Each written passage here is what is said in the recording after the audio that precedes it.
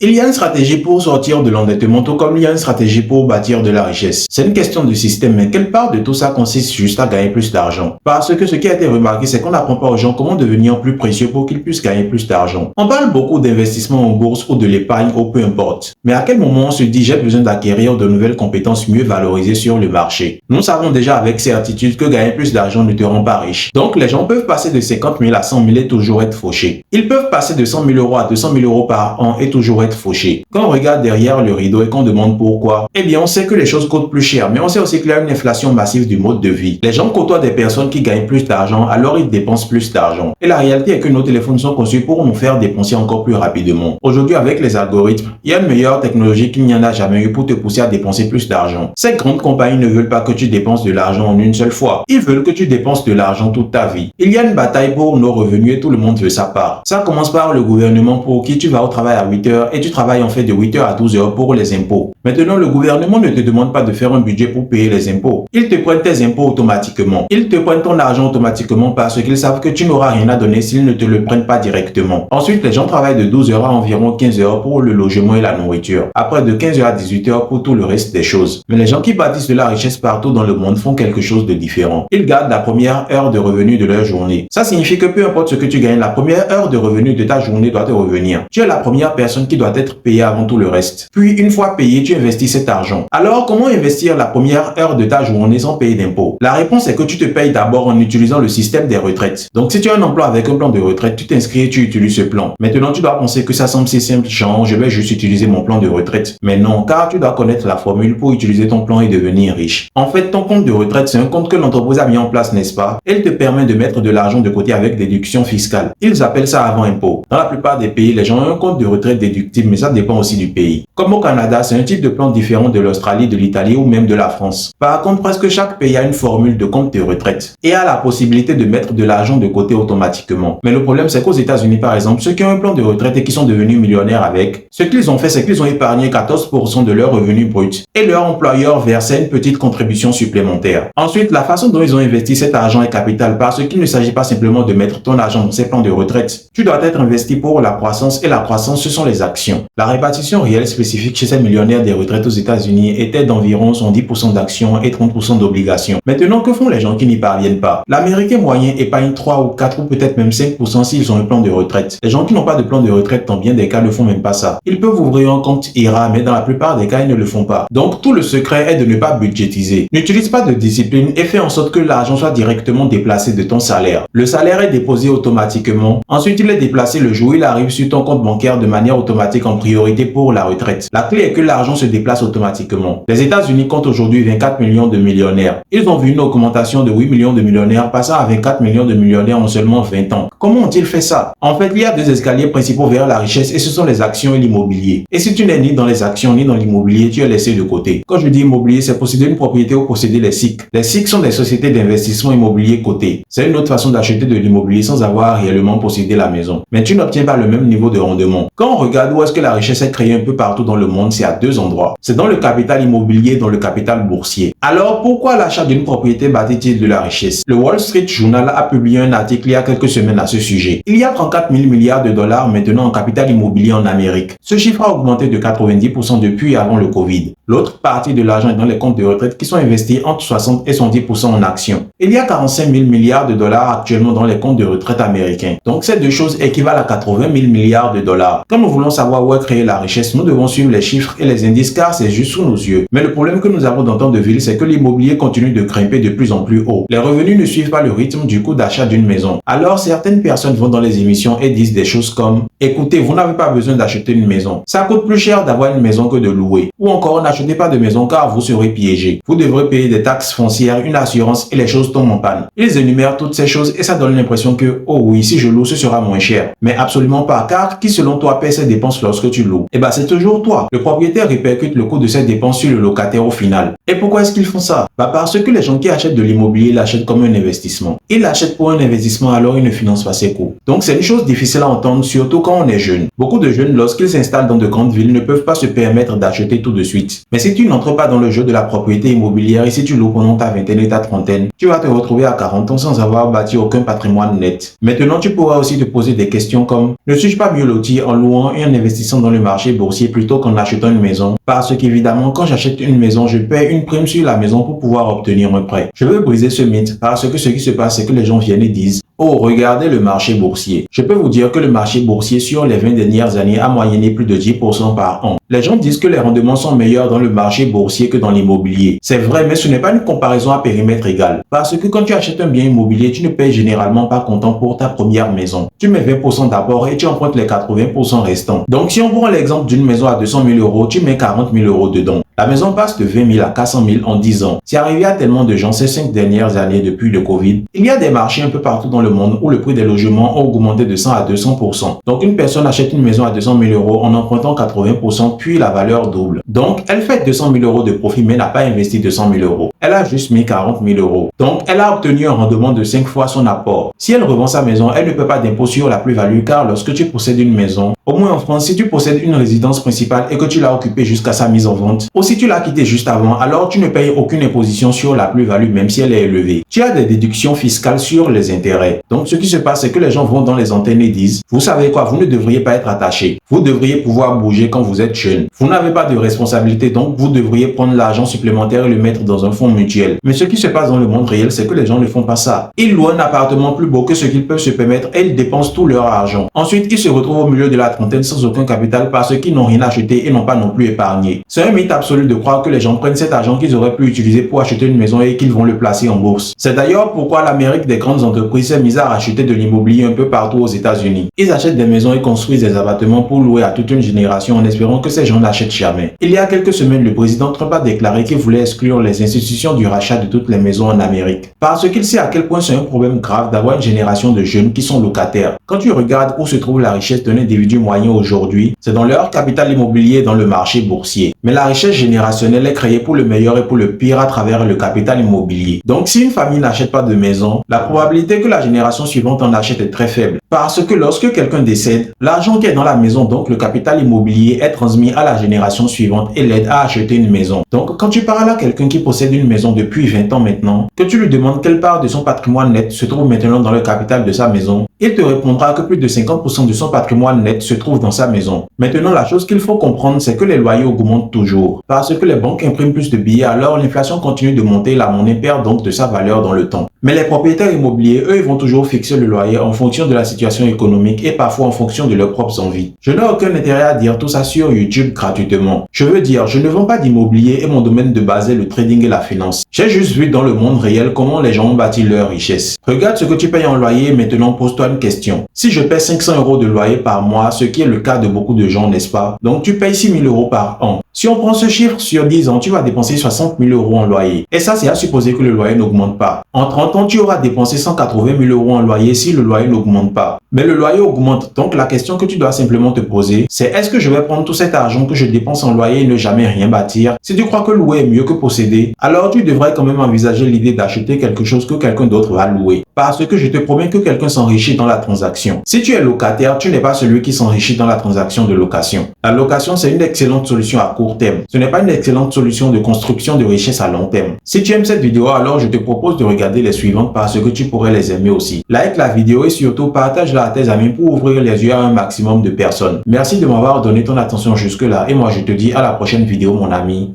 Peace.